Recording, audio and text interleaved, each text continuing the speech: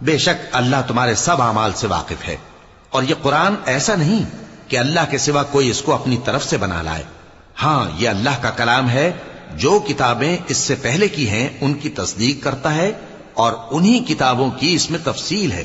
اس میں کچھ شک نہیں کہ یہ رب العالمین کی طرف سے نازل ہوا ہے۔ کیا یہ لوگ کہتے ہیں کہ پیغمبر نے اسے خود ہی گھڑ لیا ہے؟ کہہ دو کہ اگر سچے ہو تو تم بھی اس طرح کی ایک صورت بنا لاؤ، اور اللہ کے سوا جن کو تم بلا سکو بلا بھی لو۔